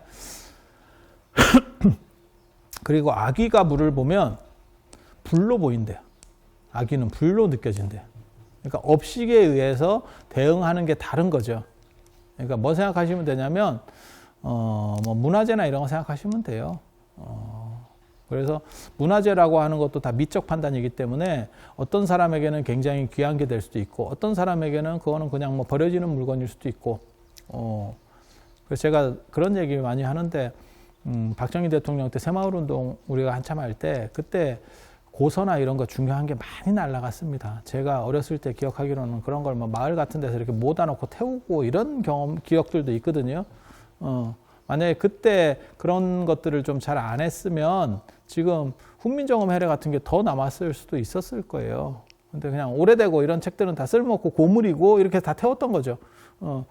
그래서 마치 그런 사람들에게는 그것은 아무 무가치한 거였었죠. 근데 지금 오늘날 관점에서 보면 그때 뭐 굉장히 대단한 것들 아니면 귀한 것들이 존재하고 있었던 거죠. 그래서 마치 모든 것들이 내가 인식하는 거에 의해서 대상 자체가 달라진다. 칸트식으로 말하면 인식의 주체가 인식의 대상을 결정한다. 뭐 이쁜 사람이나 미운 사람이나 뭐 이런 것들도 자기가 결정하는 거거든요. 그래서 그런 식 생각하시면 돼요. 그래서 아귀의 입장에서는 그것이 불로 되는 거고, 왜 불이 되냐면 탐심이 있기 때문에, 욕심이 자신을 자각시켜서 멀쩡한 음식이나 물도 불로 만들어 버리는 거예요. 그래서 고통을 받고, 그래서 그런 식의 아귀들에게 감노의 어떻게 보면 구제를 해주는 게 지금 감노도라고 하는 겁니다. 지금 제가 앉아 있는 데가 월정사 수광전인데 저 적광전에 가보면 감노도가 있어요. 그 보면 중간에 아기가 큰 놈이 두 놈이 있거나 한 놈이 있거나 이러는데 그 아기들은 이 한국 불화에 나타나는 조선시대 불화에서 이 감노도라고 하고 감노왕도라고도 하는데 똑같아요. 거기서 감노왕은 아미타 부처님을 가리키는 거예요. 그렇게 해서 이제 구제해서 극락으로 데려간다. 뭐 이런 스토리를 그려놓은 그 그림인데, 거기 보면 그 아기들은 또 통통한 게 잘 먹었어요. 생각보다 별로 배고픈 것 같지 않아. 살집도 있고 근육도 있고 몸짱 아기들이에요. 우리보다 근육이 더 있어요. 벗겨놓으면 우리가 더 아기 같아요. 몸이. 그래서 아기 잘 모르시는 분이 있으면 배 나오신 바깥 양반을 생각하시면 그게 거의 아귀 스타일이라고 보시면 됩니다. 그래서 그렇게 되는 거고, 그 다음에 이 목련경에서는 거기서 한 단계가 더 있어요. 그 다음 단계로, 아귀 다음 단계로 이제 개로 바뀌는, 왕사성의 개로 태어나고, 그 다음에 그래서 목련이 물어봤대요. 지옥이나 아귀에 있을 때보다 개 하니까 어머니 괜찮아요? 이러니까 개가 훨씬 낫다. 이랬다는 이런 개 같은 설정 모르겠습니다. 몰라. 요즘 같으면 진짜 부잣집개가 가난한 사람보다 나은 것 같기도 해요. 그렇게 해서 결국 이제 구제가 돼서 천상세계에 나게 됐다. 라고 하는 그 여성주의 쇼와 관련된, 그래서 목건전이 어머니를 구한 내용, 그리고 이게 이제 동아시아로 넘어와서 동아시아에서의 조상숭배라든지 제사의 대상은 철저하게 남성 중심이거든요. 남성 중심. 직계 남성입니다. 그러니까 삼촌이라도 일찍 돌아가셨거나 이러면 제사 지내지 않습니다. 그 후손이 없으면. 그래서 제 주변에도 그런 분들이 있어요. 뭐 6.25 때 그분이 돌아가셨는데, 안 그러면 어렸을 때 나한테 되게 잘해줬는데 그 양반이 크다가, 요즘은 이제 크다가 죽는 경우들이 별로 없는데 예전에는 이렇게 크다가 돌아가시는 경우들이 많이 있으니까 의료가 안 좋아서, 그래서 백중 때 이런 때도 올려드리는 분들이 있더라고요. 당신과, 그러니까 직계들이 아닌데도 불구하고. 그래서 직계가 아닌 분들을 올릴 수 있는 그게 백중입니다. 그러니까 원래는 직계는 제사에서 했었고, 유교 문화 안에서 그 틀 안에서 작동이 되는 거고, 직계인데도 못 올려주는 분들이 여성, 그러니까 어머니는 올려주기가 좀 어려우니까, 그래서 어머니를 천도시키고 그런 쪽으로 해서 여성주의와 관련된 게 백중. 그 다음에 아들도 영유아 사망률이 있으니까 많으니까 뭐 낳자마자 죽으면 그나마 정이 덜 드는데, 한 4살 이렇게 크다가 죽었어. 그러면 눈에 밟히는 자식들이 또 있거든요. 그러면 그런 애들도 제사를 지내줄 수가 없잖아요. 그러니까 그런 천도 이런 걸 이제 뱃속에서 죽으면 이렇게 유산하면 그걸 수자령이라고 하고, 나와서 죽으면 그게 영유아 사망률이잖아요. 영아는 낳고 얼마 안 돼서 죽은 거. 그 다음에 유아는 이제 어려서 죽은 거. 뭐 그런 경우들이 예전에 많으니까 힘줘서 8열을 낳아도 실제로 키우는 건 한 4 키운다. 뭐 이런 정도의 상황이었으니까. 그래서 그렇게 죽은 자식들이 부모 입장에서는, 특히 어머니 입장에서는 많이 걸렸겠죠. 그래서 그런 분들도 올려줄 수 있고, 뭐 삼촌이라든지 아니면 뭐 이모라든지 나랑 친한데 그 집은 후손들이 다 끊겼어 라고 하는 분도 올려줄 수 있고, 그 다음에 친구도 올려줄 수 있는 거예요. 친구라든지 뭐 안 그러면 이렇게 가까운 분들. 그래서 그런 분들을 다 올려주는, 그러니까 남성주의 효 문화에서 배제된 사람들을 전부 올려줄 수 있는 게 이 우란 분재, 백중입니다. 그래서 목건연존자가 100가지 음식들을 차렸다, 많이 차렸다는 뜻이에요. 많이 차렸다는 뜻이에요. 그래서 그렇게 했기 때문에 백종이라고도 하고, 100가지 음식이니까 백종, 100종류 많이 차렸다. 그 다음에 백중이라고 할 때는 1년 중에 중간에 있다. 중간이면 6월 중간, 7월 중간이냐. 7월 보름, 6월 보름이 요게 이제 1년의 중간인데 7월 보름을 쓰는 이유는 홀수를 중심으로 하기 때문에 짝수를 약간 이렇게 떨어지게 보거든요. 그리고 참고로 아시는지 모르겠는데 동아시아에서는 6월 보름이 이제 유두라 그래가지고 농사 다 끝내고 이제 경건하게 이렇게 맞는 동류두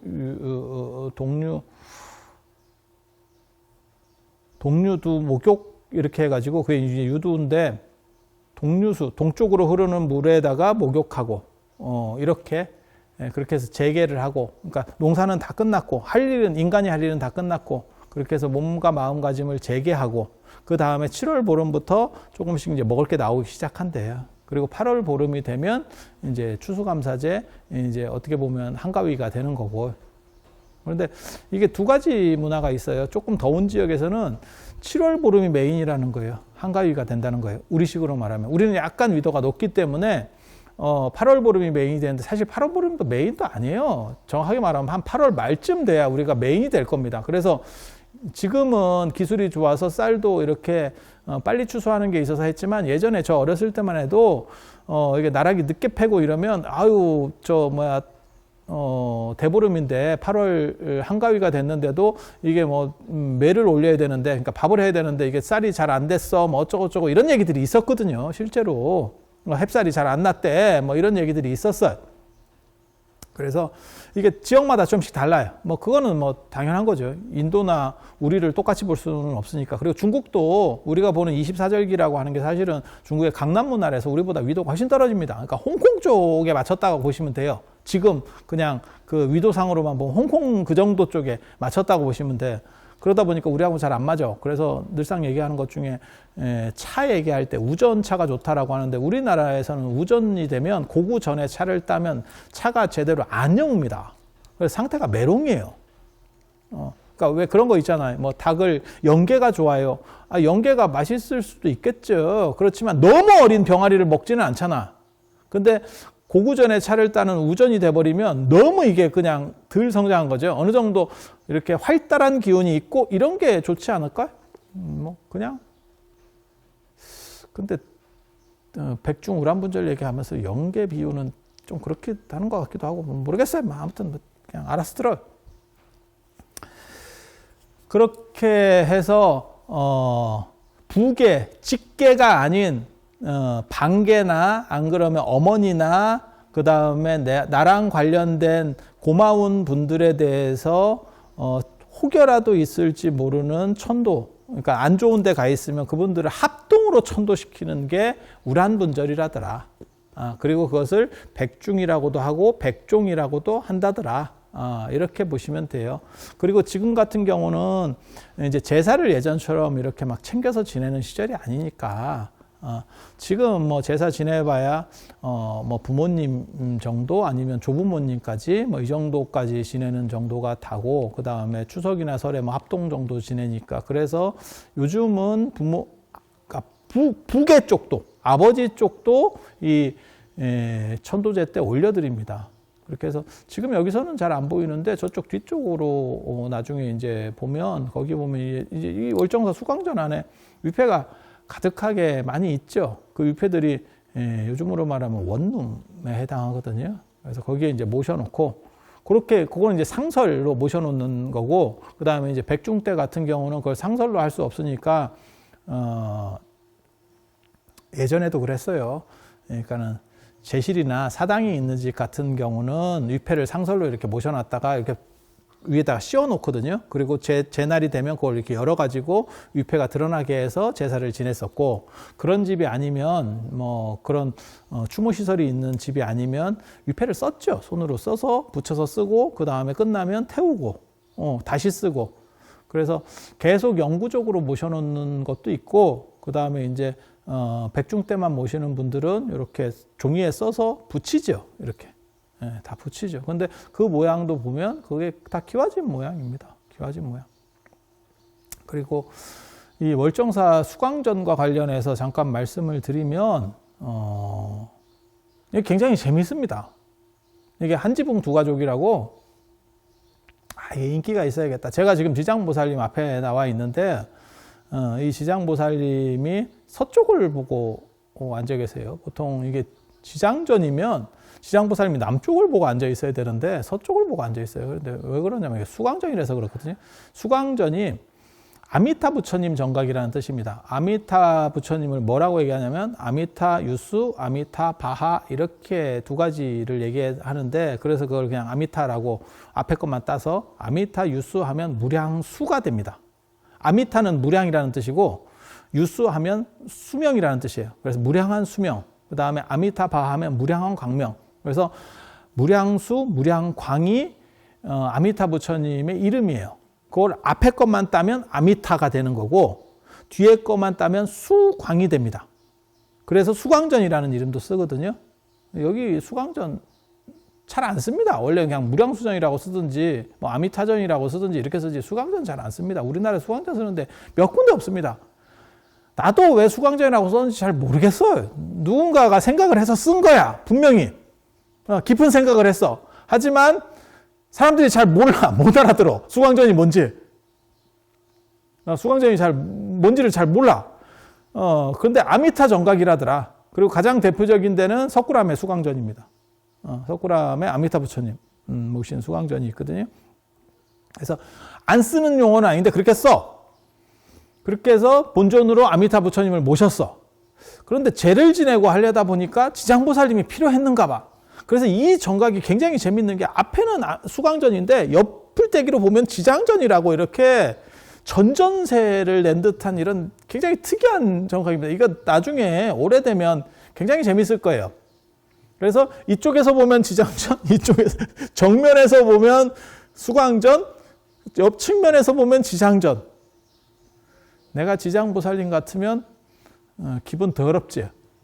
야, 이거 뭐 장난하는 것도 아니고, 그러니까 뭐하고 똑같은 거냐면 아파트 같은데 이렇게 세 들어 살 때 뭐가 있냐면 그냥 단독 전세가 아니고 한 칸 전세, 그런 경우들도 있거든요. 거의 비슷해. 그래서 여기는 한 건물에 두 전이 들어간다더라. 수광전, 지장전. 야, 이게 건물을 그래서 두 종류로 쓰고 있다는 얘기를 해드리고, 요 뒤에 보시면 지장보살님 이렇게 한번 보시면 재밌습니다. 머리가 이렇게 삭발, 파스라니 깎은 머리는 아니고 조지훈의 뭐 승무 이런 건 아니고, 원래 지장보살님 머리가 감청색이에요. 감청색. 푸르스름한 빛의 머리카락. 부처님도 마찬가지입니다. 머리가 감청색이에요. 눈하고 눈동자, 요 까만 눈동자, 우리는 까만 눈동자고 부처님은 파란 눈동자, 푸르스름한 눈동자, 그 아리안족 백인들에게서 나타나는 그게 있어요. 그래서 머리카락도 약간 감청색이라고 해서 진짜 저런 파란색이 아니고 이렇게 햇빛에 비춰봤을 때 약간 푸른 빛이 나는 머리카락이 있어. 그 서양 배우들이나 이런 거 보면 있습니다. 근데 동아시아로 넘어와서 푸른색 머리 이러니까 저렇게 칠한 거예요. 진짜 헤나 염색하듯이. 헤나 염색 적절하지 않은 것 같은데 뭐 아무튼 완전 파란색. 그래도 탈모는 아직 안 이루어진 걸로 전체에 이렇게 푸른빛이 올라오고 있잖아요. 그래서 지장보살님의 특징은 저렇게 승형이라더라. 출가한, 출가보살이라고 하는 거예요. 우리도 마찬가지입니다. 이 조계종 스님들은 다 비구 스님이기도 하지만 보살비구라고 합니다. 그래서 보살계도 같이 받는 거고, 그래서 지장보살님은 출가보살, 출가인이면서 보살이라고 하는 거고, 지장보살님 이렇게 손에 보면 석장을 쥐고 있습니다. 저게 이제 아까도 제가 목련경 얘기할 때 부처님의 석장을 가지고 가서 지옥의 문을 땄다라고 하는, 저 석장 얘기가 어디서 나오냐면 778년 이야기라고 전해지는 도낭문서에 뭐가 있냐면 도명존자 환원기라고 하는 짤막한 글이 있습니다. 778년에 그 도명이라고 하는 스님이 죽었다가 살아났대. 어떻게 보면 임사체험 뭐 이런 거죠. 그래서 죽어서 지장보살을 만납니다.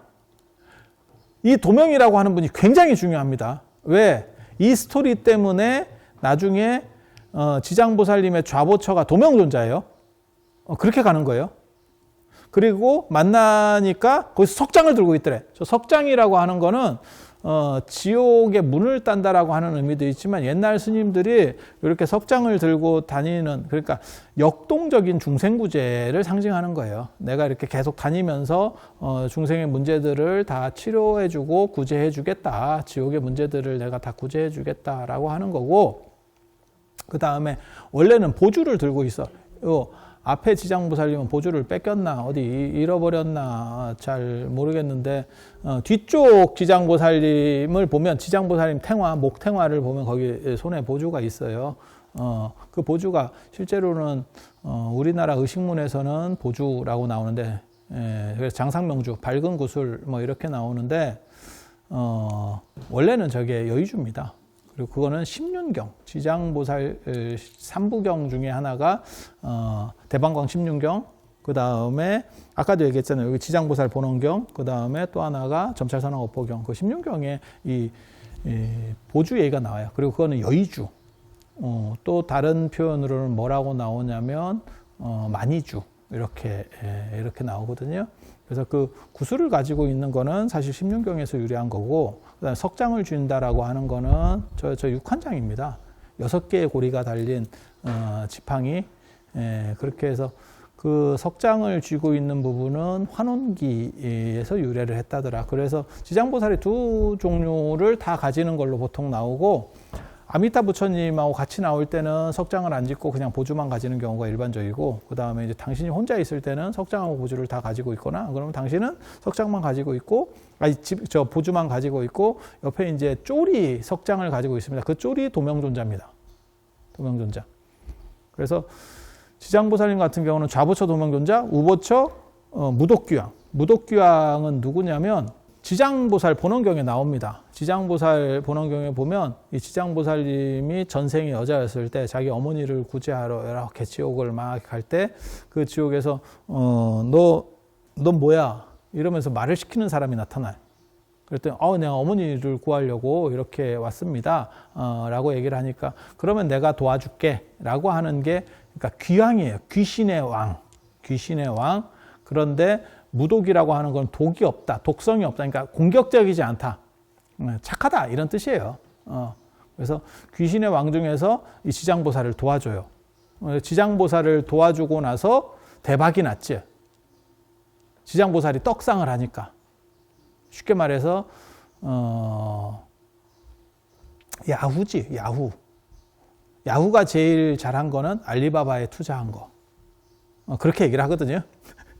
야후는 없어져도 야후는 엄청난 재산을 가지게 된 거예요. 알리바바에 조금 넣었는데 그게 알리바바가 전 세계 지금 10대 기업 안에 들어간 시가총액이 지금 그렇게 올라가는 큰 기업이거든요. 전 세계 10대 기업 안에 아마 미국 기업이 거의 싹쓸이를 했고, 그 나머지 회사는 중국의 알리바바하고 텐센트, 그 다음에 저 사우디아라비아의 아람코 정도일 겁니다. 그 외에는 전부 아무것도 들어갈 수 없는 굉장히 큰 회사예요. 그런 거하고 똑같은 거죠. 테슬라가 얼빙할 때 그때 뭐 예를 들어서 한 1,000억 정도 투자했다가 지금 뭐 그게 수십조 이상 올라가겠죠. 뭐 그런 식이라고 보시면 돼요. 그래서 무독귀왕이 지장보살이 약간 이렇게 어리할 때 투자했다가 대박이 났다. 그렇게 해서 지금은 재수보살이라고 보살이 되어 있어요. 그런데 같이 보살로 모시기가 조금 그러니까 지장보살 옆에 이렇게 모실 때는 보통 무독귀왕이라고 옛날 이름을 씁니다. 그래서 무독귀왕 도명존자는 저 환원기에 나오고, 그리고 나중에 이제 김교각 스님이 중국 안위성 구화산에서 떡상하기 시작하면서 거기서부터는 이제 또 스토리가 섞여가서 지장보살 저 김교각 스님 김교각이라고 이름은 청나라 때 나오는 거예요. 그 전에는 다 김지장이었습니다. 그래서 그때부터는 김지장의 수제자가 도명이라더라. 그 다음에 요 무덕기왕 대신에 이제 민공 김지장을 후원했었던 민양화라고 하는 사람을 넣기도 합니다. 그래서 중국에서는 그렇게 들어가고 우리나라에는 환원기의 도명존자 그 다음에 지장보살 본원경의 무덕기왕 이렇게 들어가고 중국에서는 지장보살 이꼬르 김지장이에요. 그러다 보니까 김지장과 관련된 도명존자, 그러니까 수제자 도명, 이름이 똑같아요.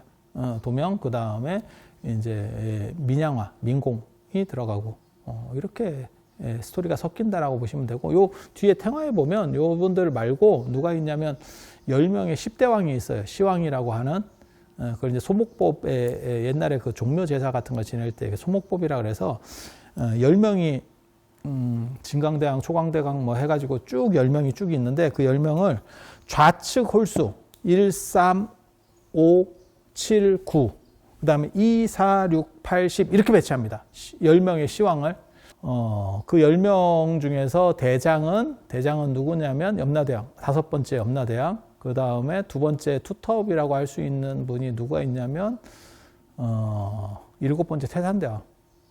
태산부군이라고 중국의 그 태산신이에요. 원래는 태산신. 산동성에 있는 태산신.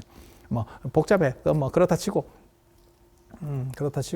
그래서 이 10명의 시왕들을 거느리고 있다 그래서 지장보살의 다른 이름이 지장왕보살이에요. 왕들을 거느리는 왕 중의 왕. 왜 지장보살만 왕이라고 하느냐가 세 가지 주장이 있어요. 그 세 가지 주장을 내가 하는데, 그 왕 중의 왕이라고 하는 게 한 가지 설이고, 그건 딴 사람들이 한 거고, 그 다음에 지장보살과 관련해서, 지장보살님이 대원을 발휘하거든요. 원래 대승불교, 동아시아 대승불교의 특징이 보살 앞에다가 주특기를 붙여주는 거거든요. 대지문수보살. 문수보살은 지혜. 대행보현보살. 보현보살은 실천. 그 다음에 자시미륵보살. 그러면, 요거는 사랑해주는 거. 그 다음에 대비관세음보살 이거는 같이 슬퍼해주고 아파해주는 거. 그 다음에 대원본존 지장보살 이게 이름이 또 길잖아요.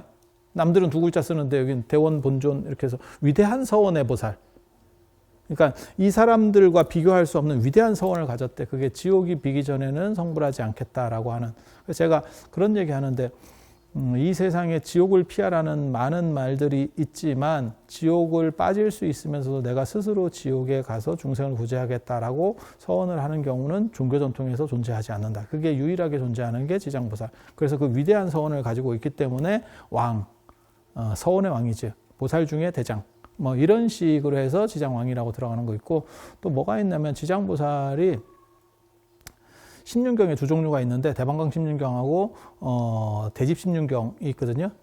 대방강 대집심륜경. 대집심륜경은 현장 스님이 중국에 저 인도 갔다가 오실 때 천산남로로 오면서 호탄이라고 하는 나라에 들리는데 그 실크로드 오아시스 국가 중에서 천산남도에 있는 대표 국가예요. 거기를 들리면서 거기 거라제위산에서 이 지장보살 신앙을 접해요.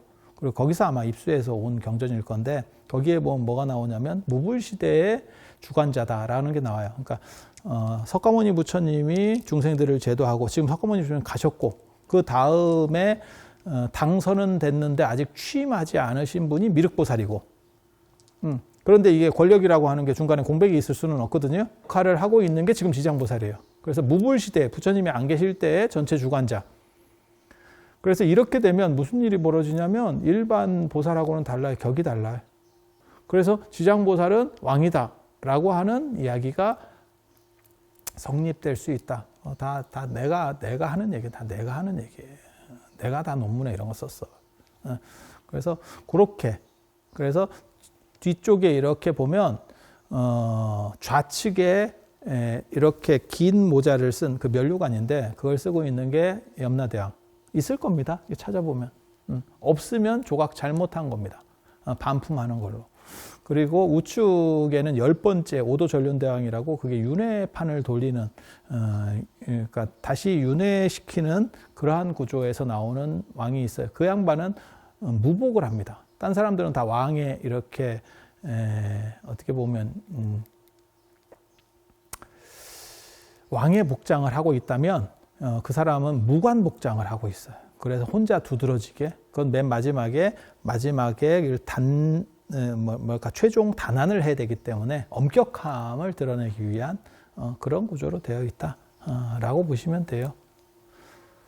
그리고 이 수강전에 이게 제가 얘기했잖아요. 이 지장보살님만 계신 게 아니고 그 다음에 저 아미타 부처님도 계시고 저쪽을 보면 반대편을 보면 일로왕보살도 있고 그 다음에 위에를 보면 백등이 또 켜져 있어요. 백등이. 이 백등이라고 하는 거는 원래는 길하다는 의미지 죽은 사람을 위한다라고 하는 건 없어요. 죽은 사람을 최대한 길하게 모시겠다. 흰색이라고 하는 거는 빛을 상징하는 길상이라는 의미예요. 그리고 원래는 이 흰빛이 죽은 사람과 관련해서 나오는 게 아니고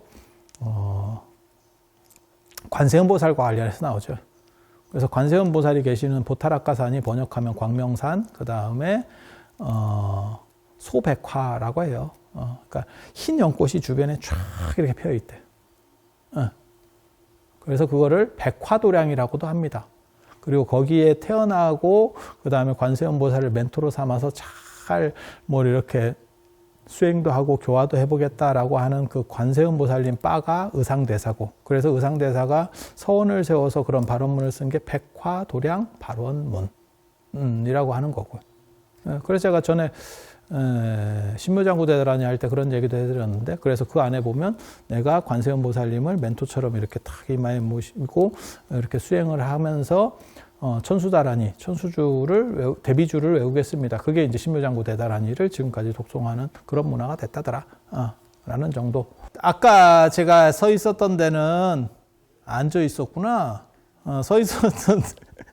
아까 앉아 있었던 데는 지장보살님 앞이고, 지금은 아미타 부처님 앞에 제가 서 있습니다. 그렇게 해서 원래 천도를 할 때 우람분절이라든가 이런 거 천도할 때, 그러니까 우람분절은 합동천도제고, 이제 개인 천도할 때는 뭐 49제도 있고, 그 다음에 저것도 있잖아요.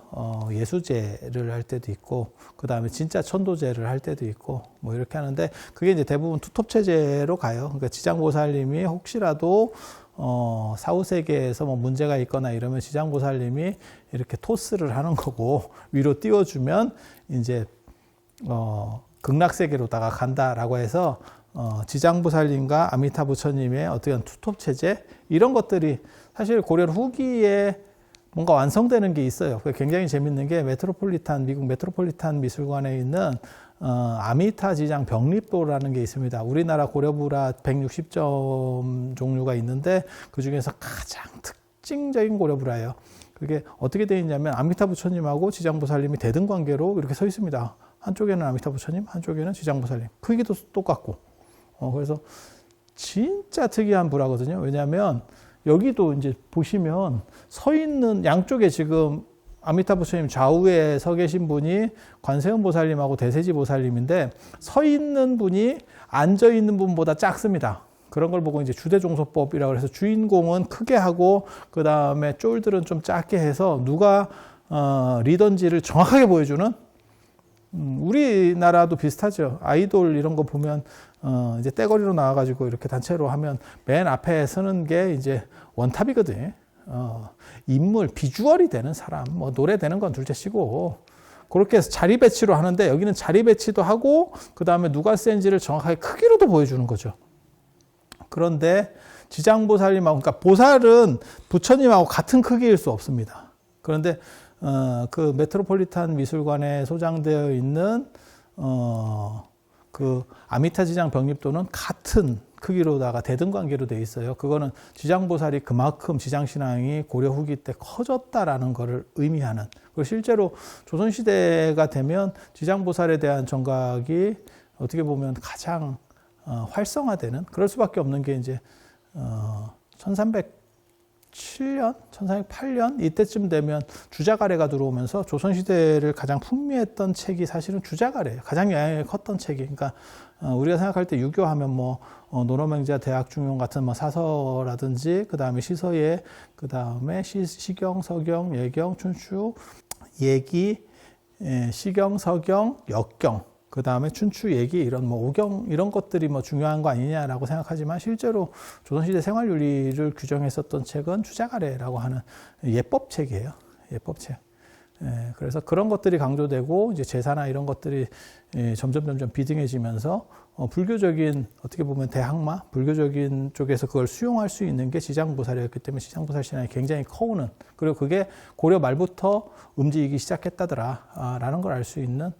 그래서 아미타 부처님과 지장보살님의 투톱체제, 지장보살님이 사후세계 그 다음에 유명계에서 중생들을 건져 올리면 극락으로다가 이제 데려가는.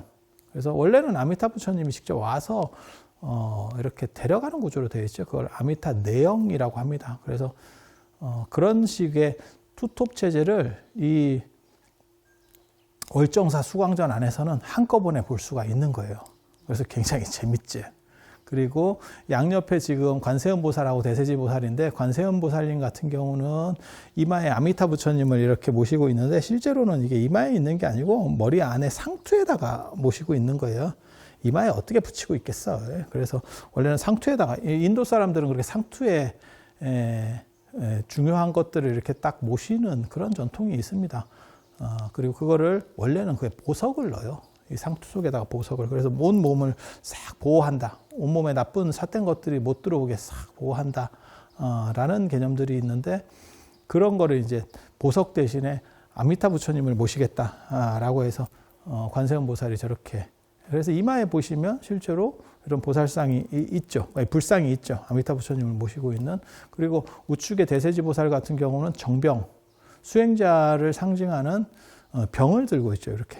병이 이마에 박혀 있죠. 그런데 정병이 원래 대세지보살 거는 아닐 것 같은데, 원래 정병은 미륵보살 거예요. 미륵보살은 출가보살이고, 대세지보살하고 관세음보살은 제가보살이기 때문에 정병을 들 일이 없습니다. 정병은 조관, 그 다음에 군지라고 해서 수행자들이 들고 다니는 물병이에요. 물병.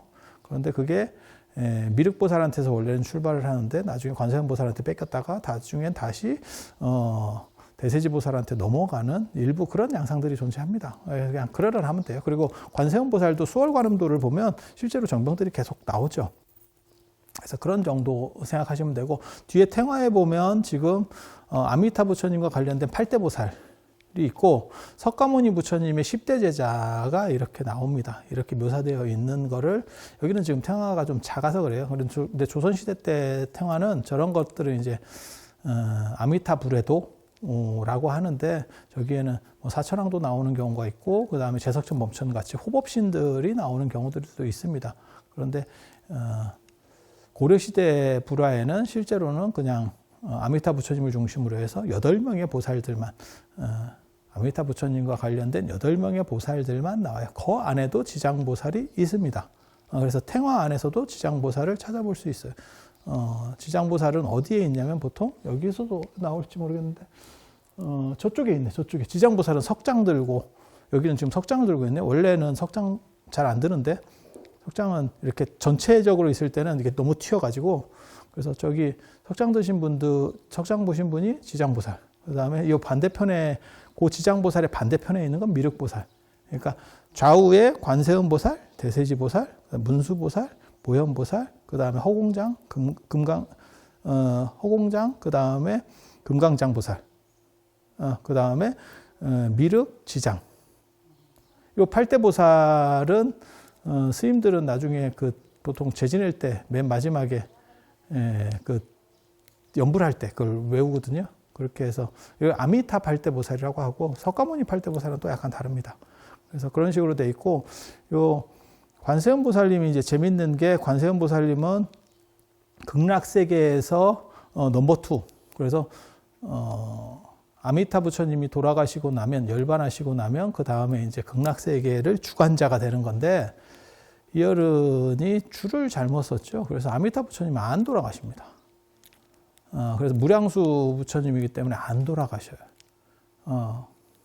그래서 근데 이 관세음 보살님은 굉장히 이게 좀 뭔가 한 가닥이 있습니다. 왜? 이럴 때를 대비해서 그 사마천의 사기에 보면 교토삼굴이라는 게 있어요. 영리한 토끼는 굴을 3개 판다. 그러니까 투잡을 띄죠. 그래서 관세음 보살님은 극락세계에서 넘버 2이기도 한데 플러스 저 인도 남인도의 보타라카산을 중심으로 해서 당신 것도 또 있어요. 그래서 불화로 치면 아미타 8대 보살도나 아미타 구존도에도 등장을 하고 아미타 부처님과 같이 해서 나오기도 하고 그 다음에 뭐 아미타 3존도 이런 데서도 당연히 나오고 세 분을 모셨을 때도 그렇게 당연히 나오고 그 다음에 당신이 혼자 나오는 경우도 있죠. 그 이제 수월관음도라고 하는 거죠. 수월관음도. 그래서 보통은 이렇게 같이 나올 때는 아미타 부처님과 같이 나올 때는 좌보처로 나오고 그 다음에 관음전이라든지 원통전이라든지 이럴 때는 그 뒤쪽에 관세음 보살을 중심으로 해서 조그만 애가 이렇게 법을 묻는 이런 식으로 나옵니다. 그 조그만 애를 보통 남순동자라고 하는데 그 남순동자 원래 이름은 그냥 남순동자는 남방을 순유한다 이렇게 돌아다니면서 순례한다라는 의미고 원래 이름은 선제동자입니다. 그래서 관세음 보살의 좌우부처는 좌보처 남순동자, 우보처 해상용왕 이렇게 그렇게 되어 있는 거고 이제 좀 불쌍한 분이 사실은 대세지 보살이죠.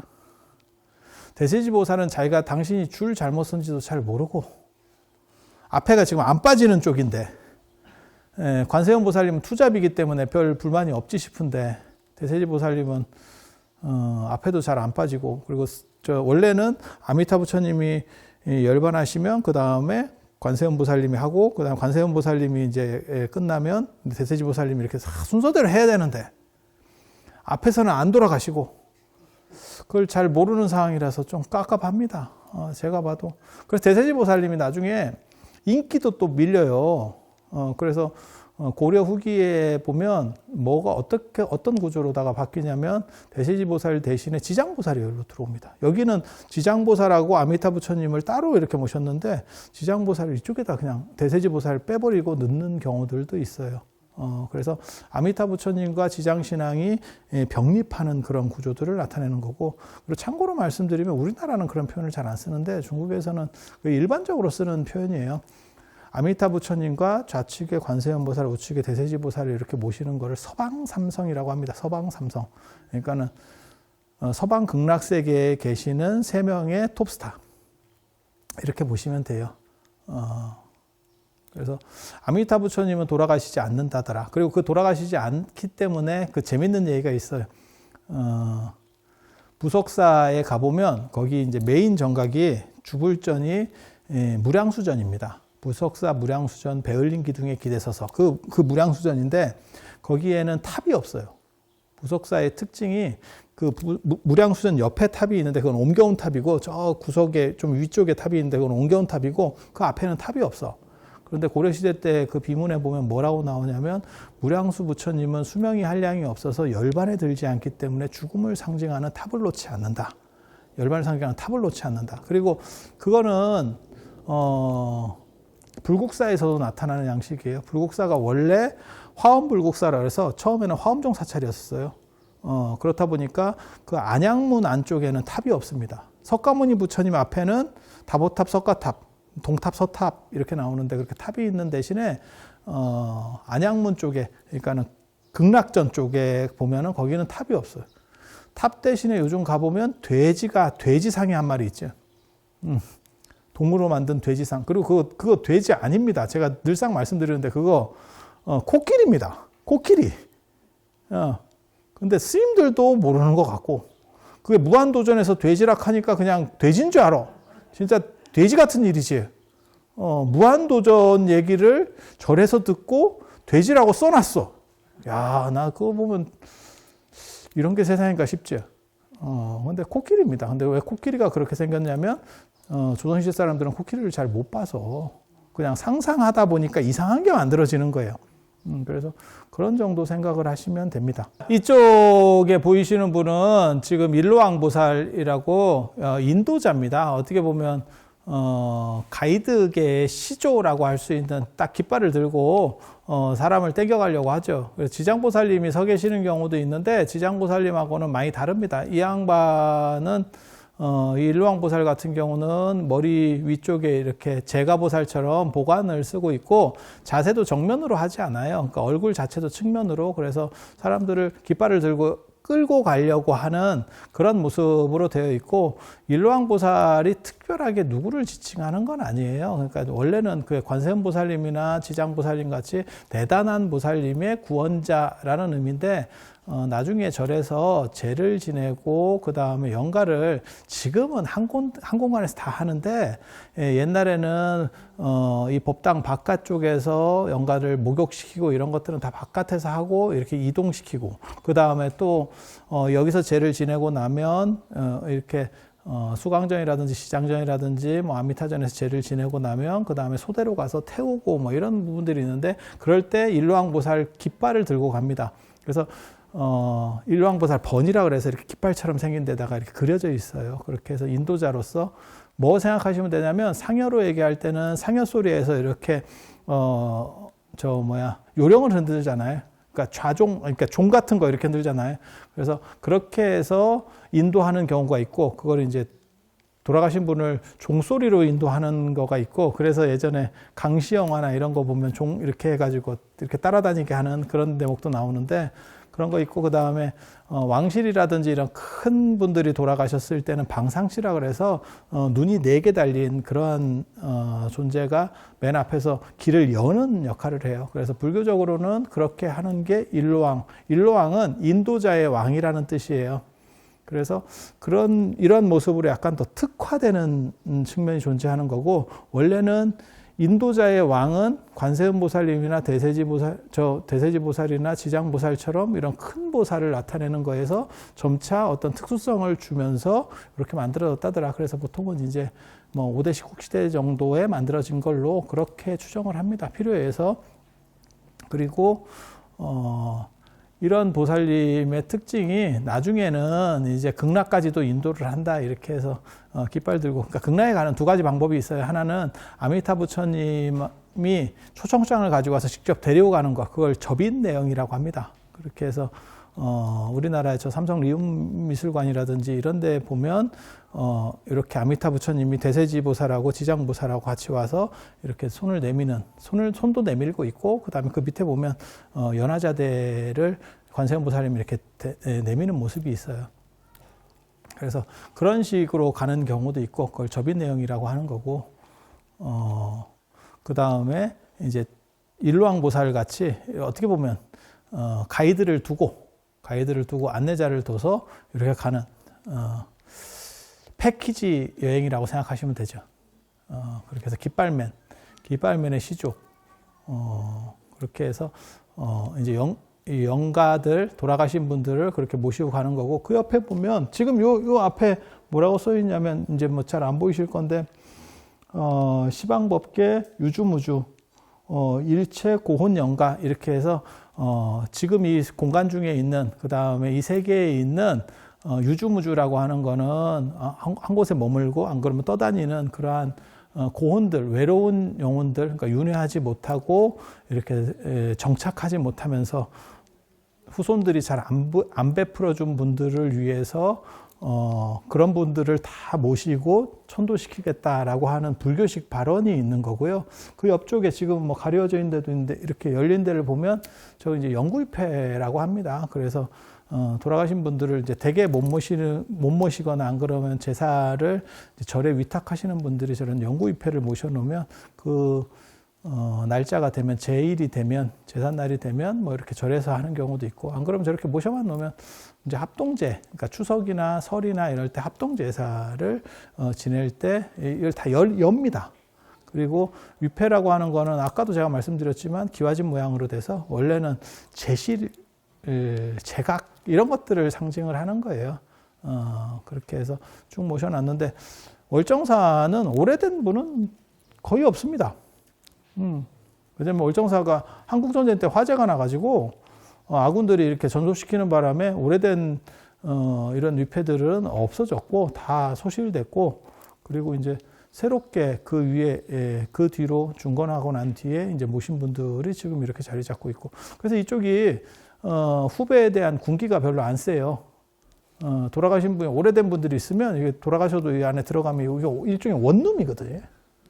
이 원룸에 들어가면 이게 군기 잡는 그 꼰대들이 있는데, 이쪽은 그게 오래되신 분이 없어서 오래돼봐야 한 1, 20년 차이밖에 안 나요. 그래서 이 동네 괜찮습니다. 이게 타지인들이 들어왔을 때 텃세가 덜 심하다더라. 이런 정도. 그리고 지금 이쪽에 보시면 저쪽에는 이제 백중 위패 모시는 저렇게, 저는 이제 일회성입니다. 저렇게 모셔놓고 기도를 하고 나서 맨 마지막에 이제 회양 때 백중날에 이제 소대로 가서 태우죠. 그래서 천도를 시키는 그런 방식으로 되어 있다. 이 정도 생각하시면 되겠습니다.